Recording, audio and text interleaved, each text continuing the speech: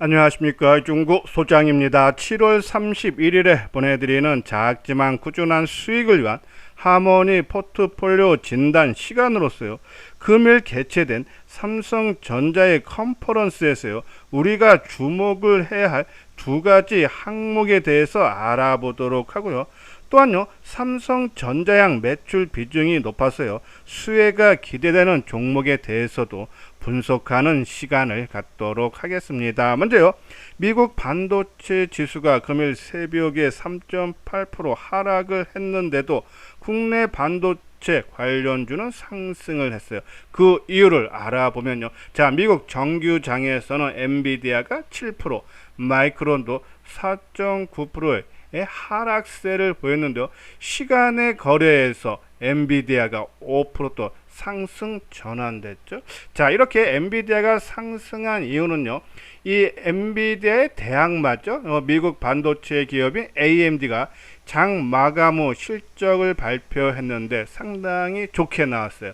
거기에 따라서 AMD가 한 6%대 시간의 거래에서 상승한 영향으로 엔비디아도 5%대 상승을 하면서 나스닥 선물 지수도 장중 내내 한 1% 내외 상승 흐름으로 투자 심리가 크게 회복이 됐기 때문이죠. 자, 두 번째는요, 금일 삼성전자의 실적 확정치가 발표됐죠. 2분기 영업이익이 10조 4,400억. 우리가 지난 7월 5일날 잠정치 발표했을 때는 10조 4천억이었죠. 한 400억 정도가 비슷한 수준이고 전년 동기 대비 한 14배 이상 증가했다. 그 중에 반도체가 한 6조 4,500억으로서 한 61% 정도 전체 매출에서 차지하는 큰 폭의 성장세가 나타났다라고 보시면 돼서 2분기 실적인데, 저는 오늘 이 컨퍼런스에서 좀 주목해야 하는 그런 부분은 두 가지를 있는데요. 첫 번째는 시설 투자 확대 내용이었죠. 총 시설 투자는 전분기 대비, 그러니까 1분기 대비해서 8천억이 증가한 12조 1조 원. 이 중에 82%가 반도체 9조 9천억이 사용됐다. 그러니까 시설 투자 확대가 됐다는 얘기예요. 그러면은 이수장 증권TV에서 최근에 반도체 관련 종목 중에 강조해 드리는 종목 두 개 있죠.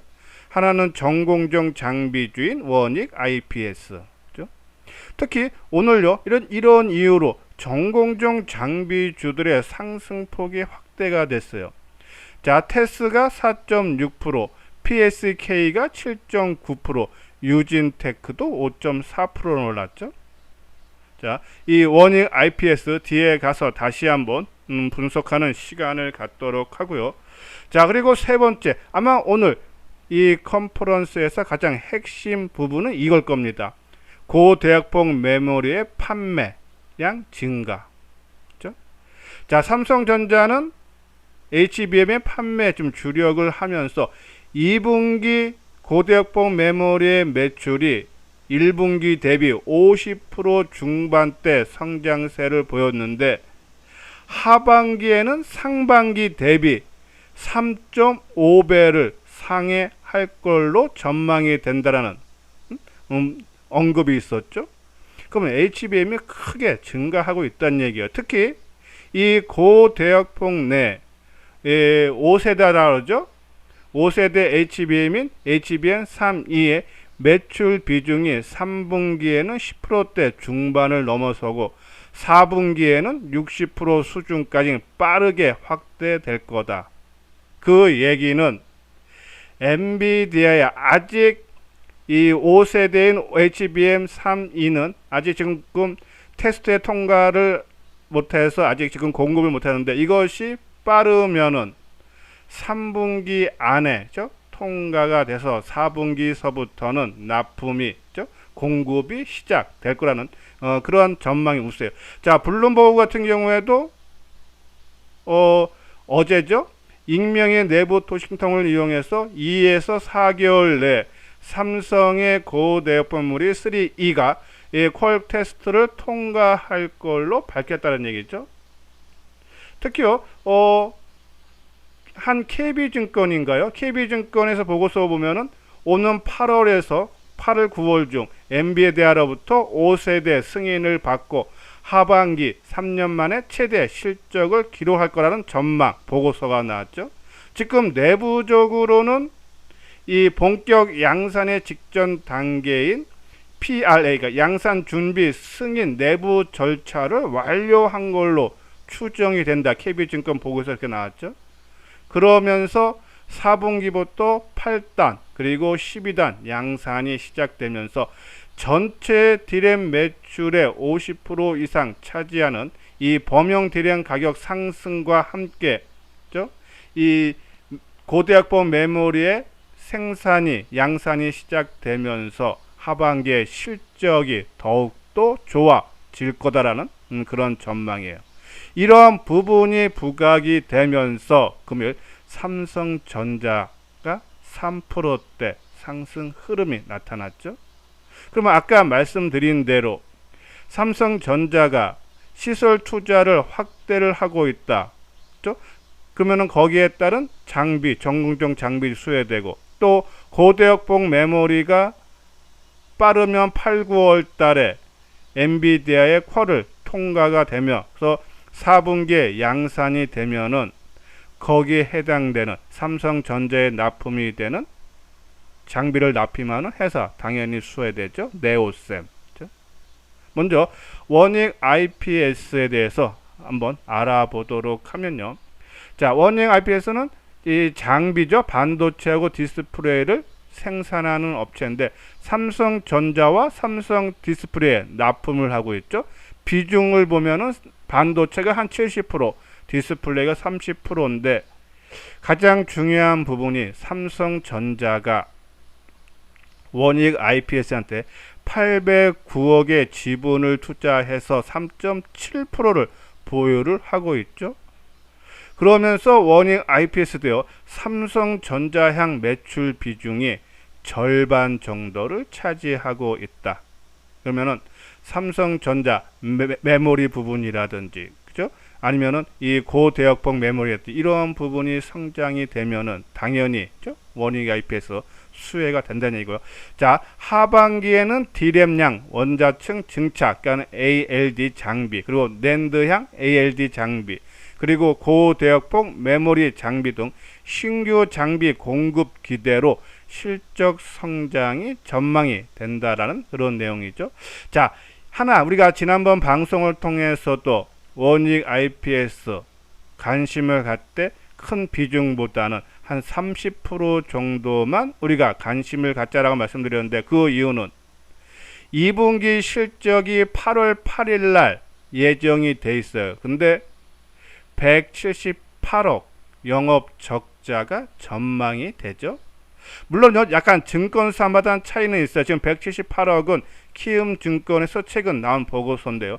우리가 지난번 방송에서는 하나증권 같은 경우는 한 64억 영업 적자가 된다 그랬죠. 근데 이 하나증권도 그렇고 키움증권도 그렇고 3분기서부터는 흑자 전환, 키움증권 같은 경우는 한 144억 흑자 전환이 예상되고, 그렇죠? 하나증권은 올해 전체적으로 317억의 영업이익 흑자 전환이 기대된다 그랬죠. 1분기가 적자 폭이 267억이에요. 그러면 키움에 나온 보고서처럼 178억이라 해도 큰 폭으로 감소하고 있다. 그러면서 3분기부터는 흑자 전환이 기대된다. 그렇죠? 이 부분 우리가 참고를 하고요. 자, 그리고 이 원익 IPS의 장비가 그렇죠? 이 실적이 좋아지는 것이 데이터 센터와 온 디바이스 인공지능용 이 고성능 D램의 수요가 증가하면서 이 원자층 증착 장비 매출이 크게 증가가 기대가 되기 때문이다. 그렇죠? 그러면 한번 이 원익 IPS 차트 모양을 볼까요? 자, 오늘 삼성전자죠. 자, 오늘 3.5% 큰 폭의 오름세를 보였어요. 근데 이것이 추세적으로 뭐 상승 전환됐다 보기에는 좀 더 확인을 해야 되지 않나. 국내 업체로만 상승세가 연속적으로 나오긴 힘들죠.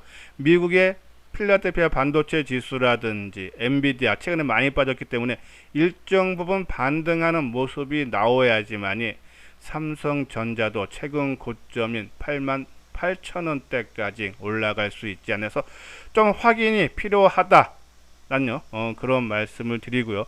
자, SK 하이닉스도 오늘 오전에 마이너스가 나왔다가 투자 심리가 크게 회복이 되면서 플러스권으로 마감됐는데요. 자, 원익 IPS 오늘 7.5%. 아마 원익 IPS를 계속적으로 보고 계시는 분들은 아실 거예요. 다른 여타 반도체 관련 종목보다 빠르게 아침 일찍서부터 플러스권이 나오고 상승폭이 확대가 되기 시작했다. 한번 볼까요? 자, 이것이 3분봉인데요. 오늘 하루 종일 움직임을 보면은, 그렇죠? 아침에 이게 오늘 시작입니다. 아침에 시작하자마자 2.7% 뜨고 계속적으로 상승 흐름이 이어졌죠. 아까 말씀드린 SK 하이닉스 같은 경우에는 아침에 마이너스가 나왔다가 그리고 보합권 약보합에서 움직이다가 오후장에 가서 뒤늦게 상승 전환됐다. 그죠? 그러면 원익 IPS 이런 종목군들이 주도를 했다라고 보시면 돼요. 그죠? 그래서 지금 요거는요 삼성전자의 3분봉인데요. 그죠? 삼성전자보다도 오전에는 더 상승폭이 더 커지는 그런 모습이 나타났다. 그래서 원익 IPS 상당히 좋은 모습을 오늘 나타났다라고 보시면 돼요. 그죠? 자, 그럼 한번 이 수급상을 한번 볼까요? 자, 4월 1일 기준, 그러니까는 최근에 올해 연중 고점을 큰 폭에 올랐던 날이 바로 이 3월 말일이고요. 그러면 4월 1일서부터 지금까지 누적적으로 매매 동향을 보면은 한번 볼까요?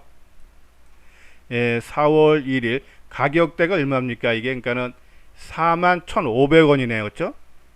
지금이 37,800원이니까는 한 10% 정도 지금 하회하고 있는데 한번 수급적으로 4월 1일서부터 자, 개인이 오히려 31만 주를 매도하고 있고 외국인은 그냥 뭐 또이또이네 한 만 주 정도를 소폭 매도하고 기관이 30만 주를 순매수하고 있다. 자, 가격대가 지금보다 높은 가격대 이후 누적적으로 봐도 기간이 매수세가 이어지고 있다. 상당히 수급적으로 또 안정적인 흐름이 나타나고 있고 조금 단기적으로 이번 달 들어서는 어떤 수급상이 나타났는지 자, 이번 달 그러니까 6월 말일날 가격이 34,800원 35,000원 잡고 그렇죠? 그러면 지금 37,800원 좀 10% 안 되죠? 좀 주가가 상승했지만은 개인이 77만 주를 매도를 하고 있고 외국인들이 거의 9만 주 정도 매도하고 있고 기간이 83만 주 기간이 주도하고 있다. 자, 이소장 증권TV에서는 여러 번 강조해 드렸듯이 업종 대표주들은 외국인들이 매수하는 종목이 힘이 있습니다. 근데 중소형 종목군들은 외국인보다는 기관이 선호하는 매수를 많이 하는 종목이 더 힘이 있다. 연속성이 있다 말씀드렸죠. 이 기관 매수 상당히 좋은 모습이다라는 그런 말씀을 드려요. 자, 그런 관점에서 봤을 때 오늘 좀 크게 올랐어요. 근데 아까 말씀드린 대로 2분기 실적이 영업 적자가 지속이 된다. 그것도 8월 8일이다. 얼마 남지 않았다. 그러면 상승폭이 당연히 제한될 수밖에 없습니다. 그러면 쫓아 사지 마시고 아까 말씀드린 대로 실적 발표가 부진하게 나와서 그 전후로 좀 조정을 받으면은 실적이 발표된 다음에 주가의 움직임을 보면서 추가 매수로 우리가 접근을 해야 되지 않나라뇨. 그런 말씀을 드리고요. 자, 두 번째 종목은 네오셈인데요. 자, 네오셈은 반도체 검사 장비 업체인데 다른 반도체 관련 종목에 비해서 확연히 다른 모습이죠. 자, 지금 한미 반도체라든지 많이 올라간 종목군들이 지금 많이 빠진 상태입니다. 근데 네오셈 최근에 안정적인 추세 이탈 모습이 안 나오죠. 상당히 좋은 모습이에요. 자, 네오셈은 이 삼성전자의 이 고대역폭 메모리 장비를 공급을 시작했다 그러죠. 그러면은 아까 말씀드린 대로 이 5세대 고대역폭 메모리를 양산을 시작한다 하면은 장비 수요가 더욱더 늘어날 수밖에 없다. 그리고 최근에 세계 최초로 컴퓨터 익스프레스 링크, 그러니까 CSL DRAM 검사 장비를 국내 메모리 반도체 기업한테 공급했다 그랬죠. 이러한 부분들이 부각이 되고 있다죠. 그래서 이 네오셈 우리가 관심 필요하지 않나 말씀드리고, 자, 그리고 이수장증권TV에서 반도체 관련 종목에서 가장 강조해 드리고 있는 종목이 월덱스, 그렇죠? 반도체 식각 공정의 소목성 부품인 실리콘 전극과 링을 제조하는 회사죠. 근데 이 월덱스가요, 낸드 비중이 높은데 최근에 DRAM 가격하고 낸드 가격이 큰 폭이 오르고 하반기에도 상승세가 지속된다 그랬죠. 자, 월덱스도요, 최근에 반도체 관련 종목이 7월 중순, 초중순서부터 하락으로 전환됐는데 얘는 살짝 빠지고 빠르게 회복시켜 줬다. 그만큼 힘이 강하다라는 것을 보여줬다. 그렇죠? 자, 월덱스는 저는 이 역사적 고점이 31,000원대인데요. 저는 거기까지 충분히 가능하지 않나라는 그런 말씀에서 가장 안정적이면서, 그렇죠?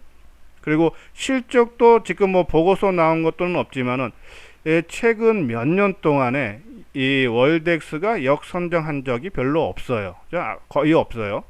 그러한 부분에서 뭐 추정이지만은 조금 실적 부분은 뭐 올해도 좀 성장세가 이어지지 않나 그런 말씀드려서 뭐 월덱스 뭐 추경 매수까지는 부담이 돼도 이 22,000원대에서는 저는 뭐 급할 필요는 없어요. 그렇죠? 했지만은 계속적으로 비중을 늘려가면은 우리가 먹을 폭, 역사적 고점 수준까지는 상승이 가능하다라는 그런 말씀을 드려요.